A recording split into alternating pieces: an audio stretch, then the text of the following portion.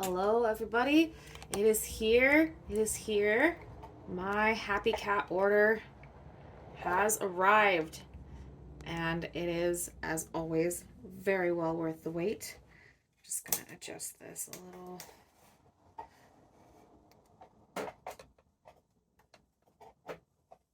Okay, impromptu video here.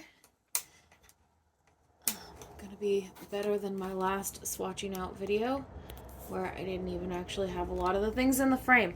Okay, so we're gonna open this box.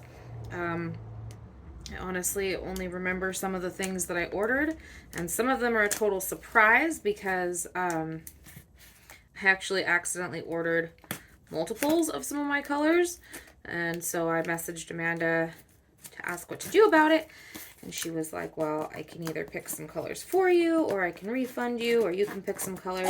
And so I had her pick the colors. So I think there are 3 colors in here that are a surprise to me, which is really, really exciting. Because I have a very hard time choosing. Imagine that. This knife is not very sharp. It looks sharp, but it's not. Okay. A very, very hard time choosing, so letting someone else choose the colors for me is really exciting.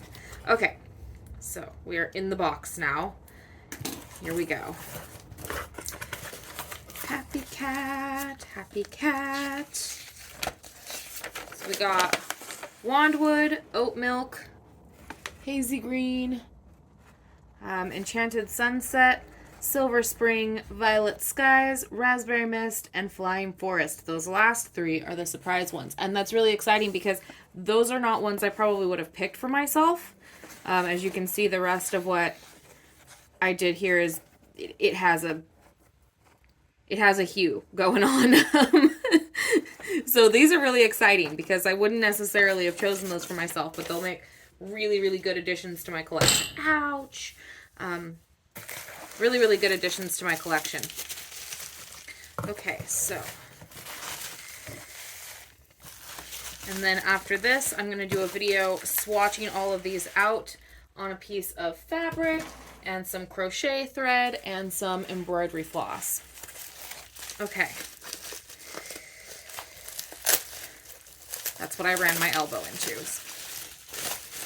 My swatch prep. Okay, so we've got raspberry mist and wandwood. We've got, by the way, she packages these up so well. Like when I order from Dharma, and nothing against Dharma, I love Dharma, that's where I always order from other than ordering from Happy Cat, but when I order from Dharma, it literally just like, comes like 9 to a plastic bag with a zip tie on the top. So like, this is so professional and so worth the weight and the extra cost. It's nice. Flying forest and enchanted sunset.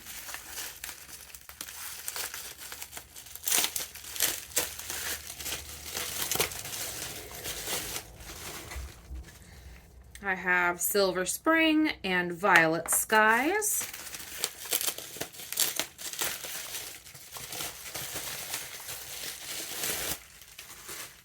And we have oat milk and hazy green. Okay, so I'm going to stop this video. I'm going to mask up and get my swatch stuff all set up, and then we're going to swatch these. Okay, so, bright ones. Not that it matters. Okay, so I've got all of the tape off of these new dies, and in case you haven't seen my other video on swatching, the way that I make my swatches is I take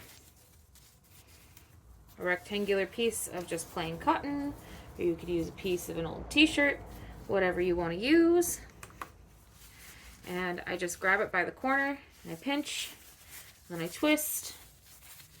Oh, that one's not looking right. There we go. And twist and twist and twist until I can't twist it anymore. And then I fold it around on itself and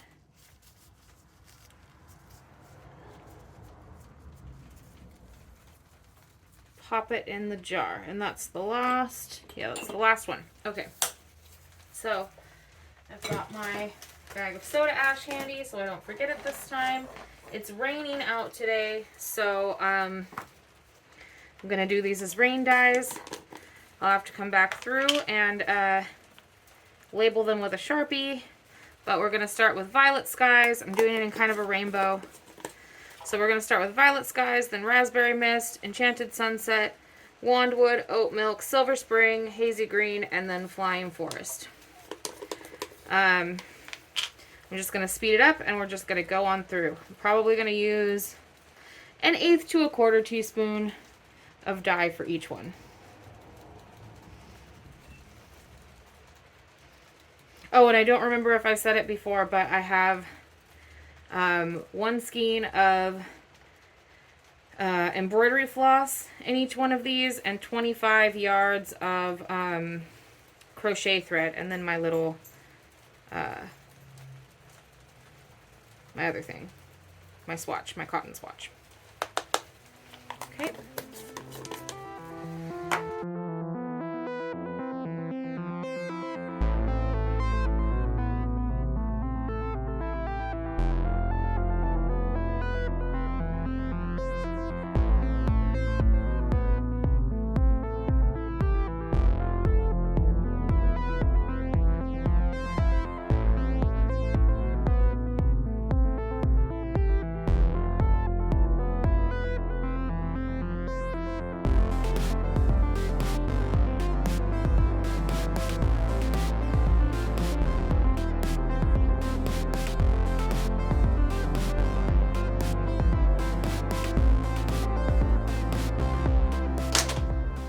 Okay, so there they are.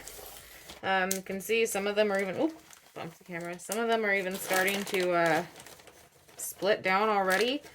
I see some gray coming out of this red powder on the Silver Spring. I definitely see some green coming off of this hazy green, and some kind of orangey colors on the Wandwood. And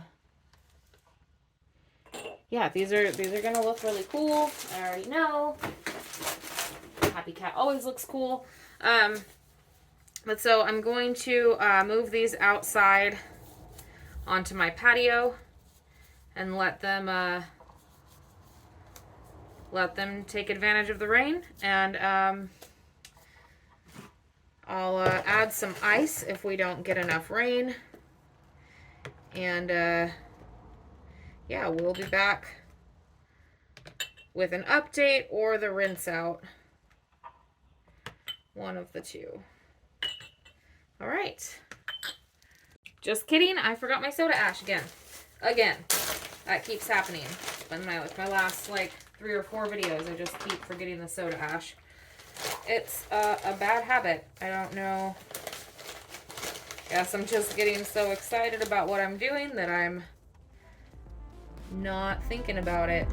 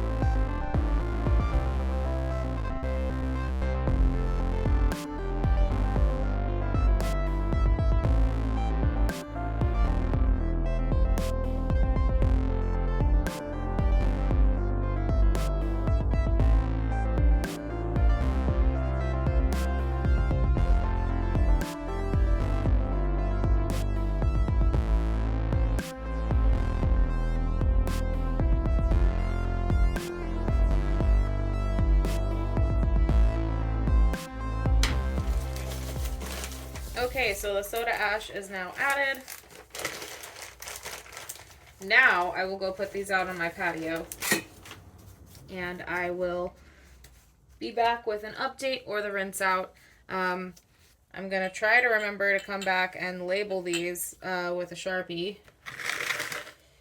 If I don't, though, I'm pretty confident that I'll be able to figure out which one is which. I'm going to put them out in the same order that I have them here, so I'm just going to go by rainbow order if I can't figure it out. Okay, and that's going to be it for now.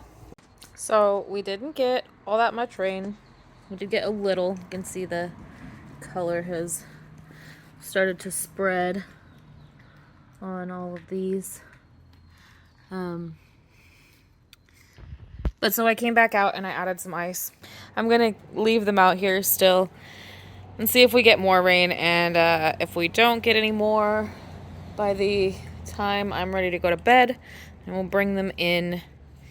And, well, I might just leave them out here to see if we get any more overnight. And then in the morning, I'll probably top them up with some hot water. Yep, there we go. All right, we're back with the rinse out of our Happy Cat swatches. So I didn't label them, but I did keep them in order. I have Violet Skies, Raspberry Mist, Enchanted Sunset, Wandwood, Oat Milk, Silver Spring, Hazy Green, and Flying Forest. It's a little bit interesting because I set these out in what I thought was going to be rainbow order based on the swatches, but it's not really looking like a rainbow. So we will see what we get. I'm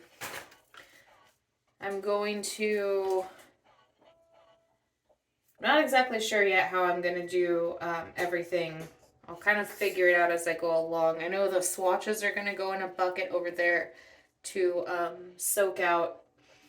The rest of these might, like the embroidery floss and the crochet thread might go in some containers I have around or something. We're just going to have to kind of play that by ear. Just kind of see how it goes here. I think it might go in. Yeah, we'll just kind of have to see how that goes. If I'm able to, if they rinse out well enough, I may even kind of put them all on a zip tie together, like all the embroidery thread and all the embroidery floss and all the crochet thread, each on a zip tie, respectively, and just put them in like a jar or a container or something to soak out. If they rinse out well enough, we'll see how that goes. Okay, so I'm going to start with the Violet Skies, and we're just going to go. I'm going to speed this up, and yeah, here we go.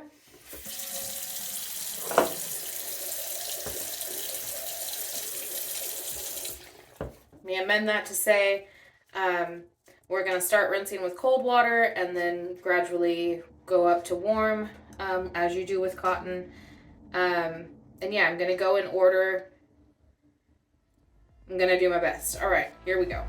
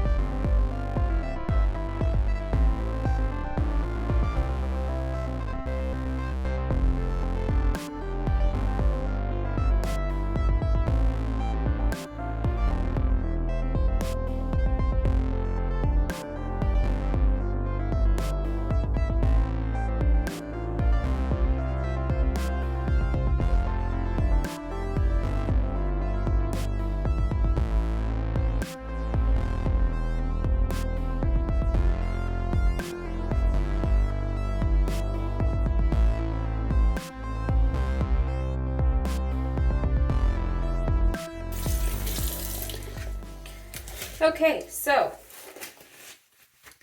we have in here all of our cotton fabric swatches. They're going to soak out overnight in this hot water with Dawn.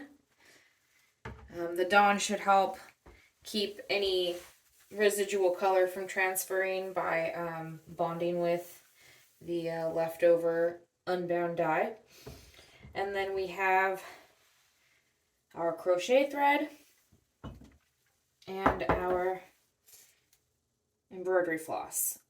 These are just going to soak out until the water is clear. I expect that will also be sometime tomorrow. I'll come back and change these a couple of times. Probably one more time tonight, and then again in the morning before I get started on my day. And these guys over here are going to make their way to my garage, and never fear, this wonderful, wonderful magic in a jar dye is not going to go to waste. I have a project planned with these on some wool that I will be filming shortly, because I don't like to waste my dye, especially our wonderful Happy Cat dye. I like to try to use every drop if I can. So these are going to make their way onto hopefully all one skein of yarn, maybe two. And yeah, that's going to be that. I'll see you back for the conclusion. All right, here we have our finished Happy Cat dye swatches on plain cotton, embroidery floss, and crochet thread. Now, some of these colors are totally not what I expected. I am not at all upset about that. I know that I've seen some people kind of gripe that things aren't quite what they expected, but I think that that's kind of silly because you're buying colors specifically for splits. So if they split into more colors than you expect, isn't that just a good thing? That's how I look at it. But so here we have, from top to bottom, Violet Skies, Raspberry Mist, Enchanted Sunset, Wandwood, Oat Milk, Silver Spring, Hazy Green, and Flying Forest. Very unexpectedly, my favorite one is the Wandwood. I think this color is beautiful. I'm so into these like oranges and peaches that it splits down into, with these like hints of blue and green and brown. Yeah, I'm really into this very mottled brown peachy colorway that I have on this crochet thread swatch too. Out of all of these, again, kind of surprisingly to me, my least favorite is the oat milk. I don't dislike it. I just thought I was going to like it a lot more than I did. What I thought were going to be my favorites, I thought my favorite was going to be the Hazy Green, which I do love, but it's not my favorite. This one's my favorite. This is up there in the favorites. And I thought my least favorite one, interestingly, I really thought it was going to be this Flying Forest, which is funny because I love greens. But I thought it was going to be a lot more like green and like bright green. And I really love all these different colors that it actually splits down into. It's so many shades of green with these pops of blue as well. And I just think that it's lovely. So there's kind of some unexpected things. Also the Raspberry Mist. I don't know why I'm surprised by this one, but I am, in a very good way. I love it. It looks just like the swatches that I've seen of it, but for some reason I was still surprised by it. And the Silver Spring. Yeah, this one's really pretty too. This one is like what I wish Dutch chocolate from Dharma was. It has those deep browns and those blues and those oranges, but this one has a lot more of the blues happening and a lot less of the orange. And the orange is a lot less bright than the Dharma's Dutch chocolate. It's a lot more peachy, which is much more my speed. Don't get me wrong, I do love oranges, but this is, it's beautiful. They're all beautiful. The Violet Skies came out pretty much as I expected it to, and so did the Enchanted Sunset. Although I'm a little bit surprised the Enchanted Sunset is kind of more similar to Moose than I expected. Which again, I don't have a problem with at all. I think it's really, really pretty. But I thought it was going to be a little more orange yellow and a little less green red. But I think it's really, really cool. In fact, the crochet thread swatch. Let me see if I can. Particularly here, it's like, to me, it's like a forest on a summer evening. It's enchanted. It's gorgeous. It is an enchanted sunset. It's like a sunset in an enchanted forest. Can almost see it a little bit more. And this one, it's just really, really nice. Yeah, I absolutely love Happy Cat dies. If you like dies that do a lot of splits and a lot of breaking, Happy Cat is the way to go. Little more expensive, and forewarning, she does take a little while to ship, only because she's very busy and she is a one-woman show.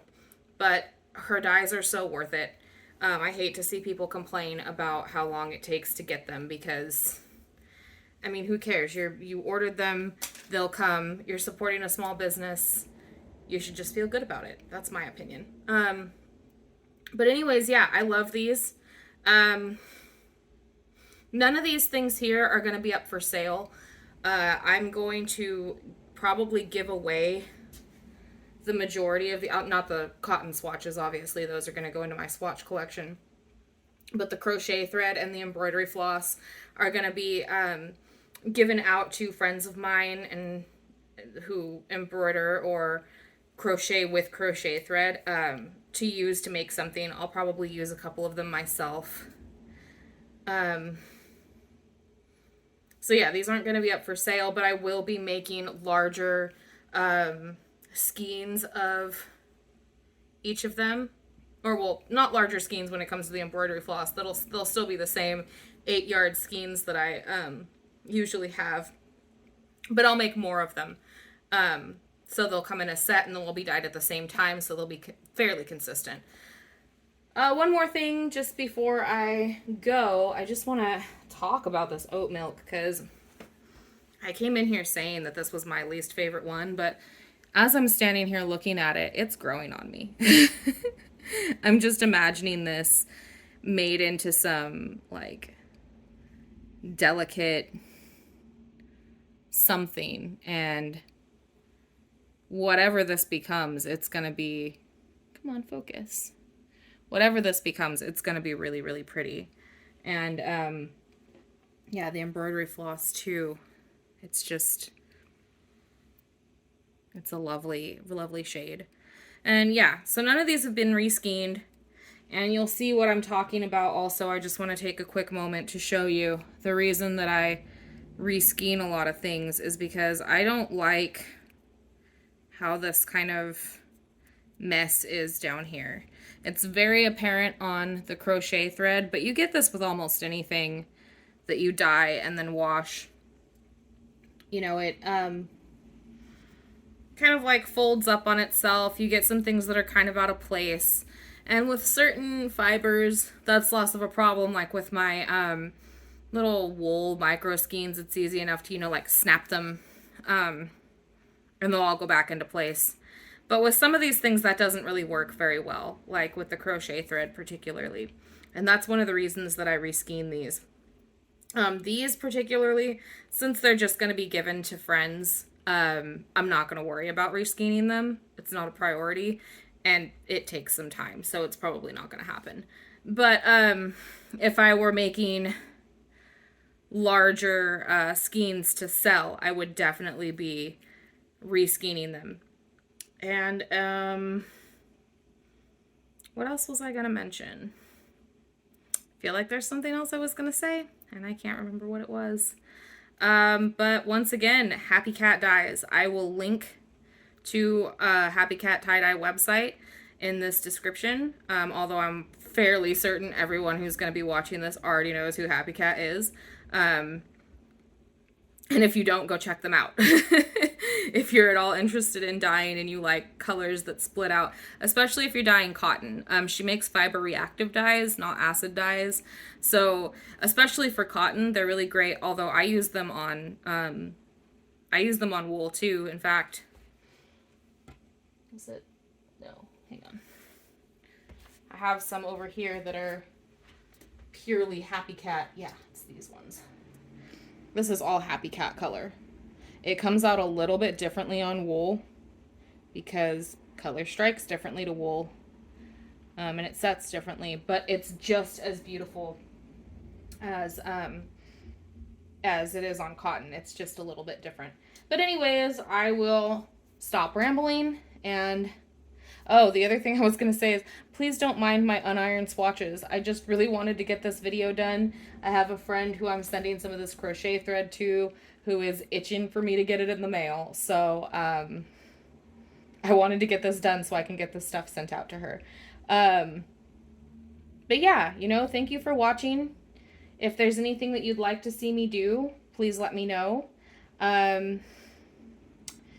If there's an idea that you have that you want to see, or if there's some certain colors you have questions about, or techniques you have questions about, or fiber types you have questions about, please go ahead and reach out to me. I'd love to hear what people want to see. I dye on all kinds of fiber types, use all kinds of dyes. Really love to try new things and experiment and see how things work out. And if you want to check out my Etsy shop, it's Vintersol. That's Vintersol on Etsy. I'll link to that in the description box as well. I have lots of, at this point, mostly wool, I think. Mostly wool micro skeins up in my shop.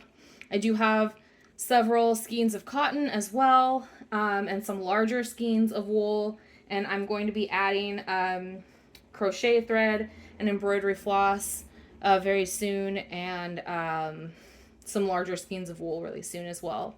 Yeah, I guess that's it. So I'll just wrap it up with what I always have to say, which is, if there's something that you want to create, all you need is a dream in your heart and a desire to put that dream into motion. And if no one ever told you you could, well, you can. And that's it. And you just have a wonderful day, my friends. Peace out.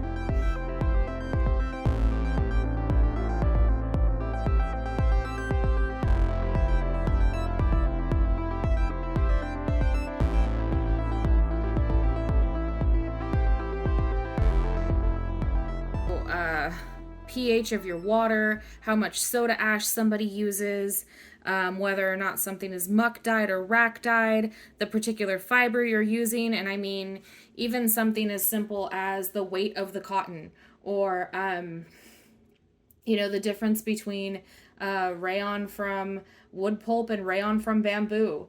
When it comes to wool, the weight of the wool, or the type of sheep it came from, or the way that it was processed. All of these things affect the way that dye comes out, and the way that dye splits, and the kinds of colors that you end up with. And I see a lot out on the internet where people are, kind of second guessing themselves, or saying that they think something is wrong with the dye, or they did something incorrectly, or this dye isn't what they thought. And I just wanted to remind everybody that the whole magic of the dye process is that nothing ever comes out exactly the same. You couldn't replicate it if you wanted to. Unless you are an industrial factory dyeing something over and over and over again with an industrial process, nothing you make in your home or your studio is ever going to come out the same as the thing you made yesterday, or as what somebody else does. And there are dozens of factors that contribute to that. It's every little thing contributes to that. So I just wanted to put that out there as a reminder. So don't be hard on yourselves if something doesn't come out the way you expect. Don't be hard on yourselves if you're not able to replicate someone else's results. Don't be hard on other people if something doesn't come out the way you expected, or the way that they expected. And don't be hard on the people who create the dyes or the fibers or anything. And if you are buying dyed goods from someone, for the love of everything, don't be hard on them if it doesn't come out exactly the way you expected. It's the nature of the process, and it's what makes it so special to buy hand-dyed goods or to dye goods yourself. And that's it. That's it. No more things that I'm going to add to this. I'm officially done with this video. Okay, peace out, everybody.